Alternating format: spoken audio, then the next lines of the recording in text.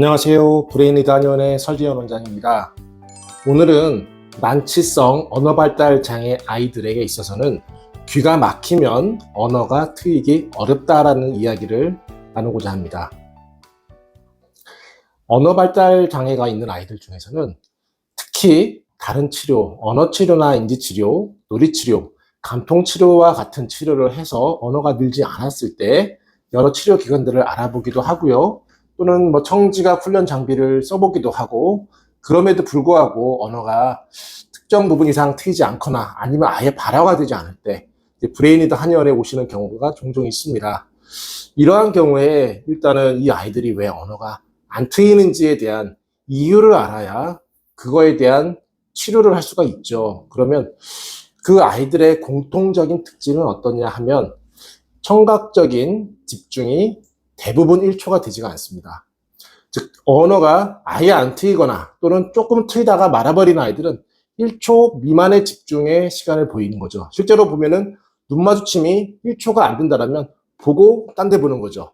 즉 1초만 돼도 살짝 보지만 1초가 안 되는 아이들은 보면서 지나갑니다. 보면서 지나가기 때문에 응시 자체가 사실은 안 되는 것과 다름이 없습니다. 특정한 자극이 주어질 때만 잠깐 보는 거고, 그렇지 않을 때는 대부분 보면서 지나가 버리는 눈 마주침과 같은, 즉 청각적 집중도 동일한 겁니다. 상대방의 얘기를 듣는 듯 하지만 지나가 버리는 거죠. 즉 거의 못 듣는 거라고 보시면 됩니다. 못 듣는 아이들이 대부분 언어가 안 트입니다. 하지만 잘 못 듣더라도 눈치와 상황과 반복적인 학습에 의해서 기본적인 지식 수행도 가능하고 눈치껏 행동하는 것이 가능할 수는 있지만, 자발적인 의지로 1초 이상 또는 최소한 5초 이상을 집중을 유지할 수 있는 힘이 없습니다. 즉 1초도 안 되는 청각적 집중의 시간을 가진 난치성 언어 발달 장애 아이들을, 이 아이들이 1초가 집중을 해야 되고 그것이 2초가 되어야 되고 3초, 4초, 5초를 만들어야 몇몇 단어들이 나오기 시작합니다. 이게 10초가 되어야 단어가 조금씩 길어지게 되고요. 20초, 30초가 되면은 이 아이들이 단어가 하나, 두 개씩 늘어납니다. 30초, 1분이 되면은 이 아이들이 문장을 사용하기 시작하고요. 3분에서 5분 정도가 되면 꽤 긴 문장을 사용할 수 있게 됩니다. 10분 이상 집중을 할 수 있으면 언어가 상당히 많이 트이게 되는 상황이 벌어지게 됩니다. 그렇다면 이 청각적 집중력이 왜 발달을 안 했을까에 대한 원인까지는 퀘스천 마크입니다.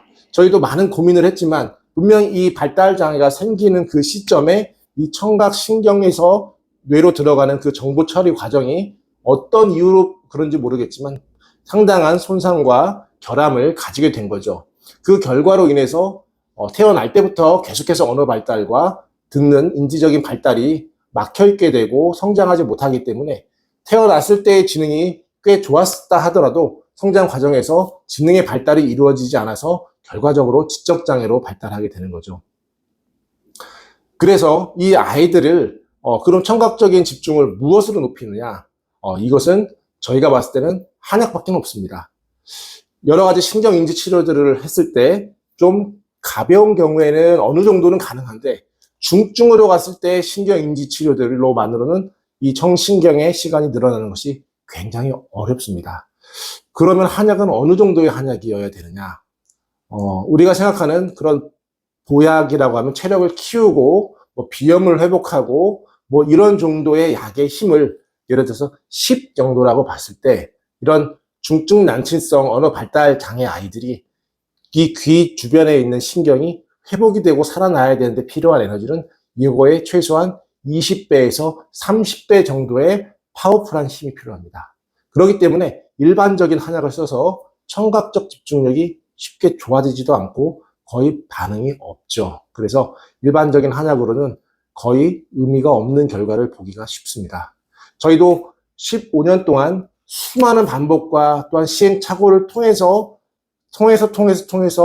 찾아본 결과가 최소한 우리가 한약을 먹었을 때 체력이 회복되고 면역이 좋아지는 수준의 최소한 20배 이상의 에너지 레벨이, 즉 이 신경이 기능이 회복이 될 정도의 에너지가 들어갔을 때, 즉 중증 난치성 질환의 청각적 집중력이 조금씩 열리기 시작한다라는 결론을 얻었습니다. 15년간의 고민의 결과입니다. 이것이 누구한테 배울 수 있는 것도 없고 가르쳐 줄 수 있는 것도 없고 정리되어 있는 매뉴얼도 없죠. 전 세계적으로 없죠. 그래서 현재 난치성 언어 발달 장애 아이들이 올해 들어서 조금씩 더 진일보하는 그런 과정들을 겪고 있습니다. 물론 굉장히 어려운 치료고 금방금방 좋아지게 하기 쉽지 않습니다. 하지만 요 정도의 치료의 임팩트가 필요하다라고 하는 사실을 깨달은 것만으로도 너무나도 의미가 있고 이런 것들을 함께 공유하고 싶다라는 생각이 들어서 오늘 영상을 준비하게 됐습니다. 결국은 우리 아이가 언어가 더 이상 진일보하지 않는 그 상황에서는 청각적 집중 시간이 되는지, 즉 귀가 막혔는지, 청력이 좋아도 귀가 막혔는지 안 막혔는지를 명확하게 따져보고 막혔다라면 그것을 뚫어주는 치료를 해야만이 우리 아이가 언어가 늘어날 수가 있습니다.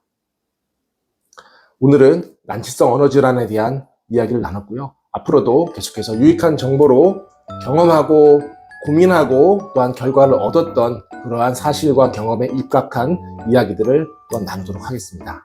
감사합니다.